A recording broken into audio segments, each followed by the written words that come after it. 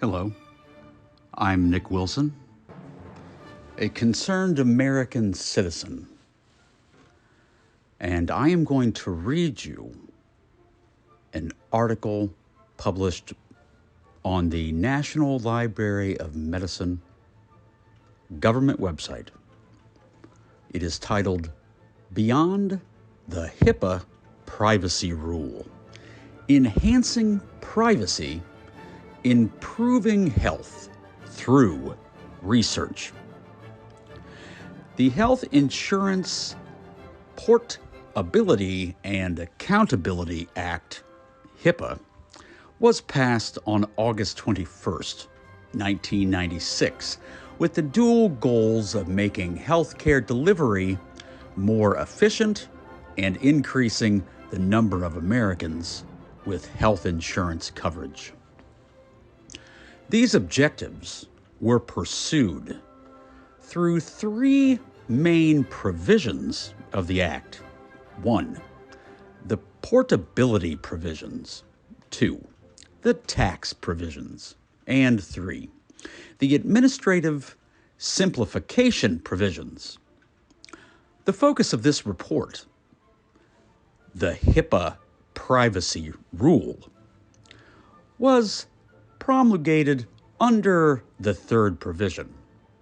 The administrative simplification provisions of HIPAA introduced the Secretary of the U.S. Department of Health and Human Services, HHS, to issue several regulations concerning electronic transmission of health information, which was expanding greatly in the early 1990s.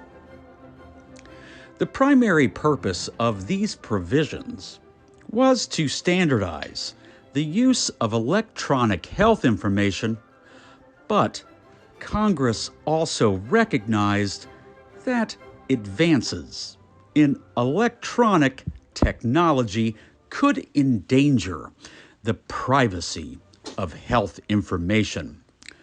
Thus, HIPAA mandated the development of nationwide security standards and safeguards for the use of electronic healthcare information, as well as the creation of privacy standards for protected health information. Now, I want to skip down to the end of this section to read the final paragraph that starts, in response, HHS attempted to create a system that mandated privacy protection for individuals' identifiable health information, while allowing important uses of the information in healthcare and research. Thus, researchers must now follow the provisions of the HIPAA privacy rule when obtaining data from a covered entity.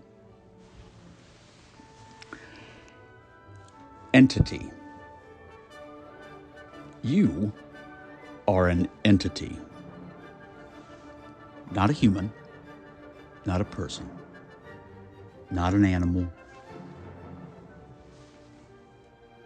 not a speck, or a piece, or a him, or a her, or a they. An entity. What is an entity? Let's look that up. From Merriam-Webster.com, entity, noun. A being or existence, especially independent, separate, or self-contained existence, or B, the existence of a thing, as contrasted with its attributes. Now there's more. something, this is two, something that has separate and distinct existence and objective or conceptual reality. Conceptual. So within this definition of what okay, let's go back. This is very interesting because I actually started reading this for something completely different. So again, this is from the National Library of Medicine and this is an article that is kind of arguing for more privacy for the research. It's privacy for researchers. And I was going to get to that, but this entity thing popped up. So you're an entity. So you and I are a covered entity that has possibly, so it's in play, a conceptual reality. So you really don't exist. And that is directly from the National Library of Medicine. You and I are a conceptual reality, according to HIPAA. Here's another thing I figured out while I was reading this, that you and I and everyone else in the country, we are just one entity. Because 3, an organization such as a business or governmental unit that has an identity separate from those of its members. So, we are entities of a conceptual reality that make up a organization or governmental unit which has representation of one. You see, when we vote for something like the president federally, and how many millions of people vote? Whoever wins, well, that got the one vote, you see. So whichever way the ebb and flow of the tide happens to break, that's the one vote. See, whichever, you flip a coin, and if it's tails, that's the vote. And if it's heads, well, that's the vote. So it's like they ask us, okay, out of these two people, which one do you want? And then we, as a collective 340 million, go yay or nay, and then that's it. One entity. So we are an entity inside of another entity that gets one vote at the table. And, well, Pfizer is an entity, and Moderna is an entity, and government is an entity, and, well, that's 3 against 1. So that's no shit we lose every time. It's always, you get 4 votes, and we always know what 75% of the group is going to vote for. So that's why we've been getting screwed here. No wonder all these breaks haven't been going our way.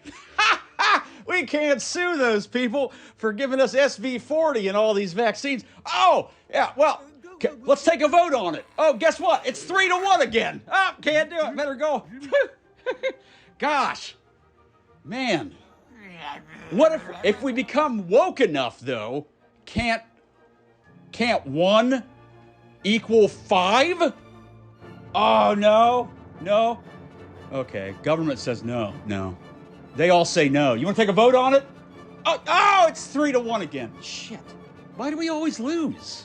This is supposed to be democratic, right? But we always lose. I mean, how is it mathematically possible that in a democracy, we always lose? You know, like when your football team's so terrible and somebody goes, it's mathematically impossible to be this bad. Well, Doesn't that apply to us in this democracy then? Wouldn't that apply? So should we take a vote on it? Okay, yeah. That's 3-1 again? Oh my God. They're right, we're stupid. I don't understand how we keep losing.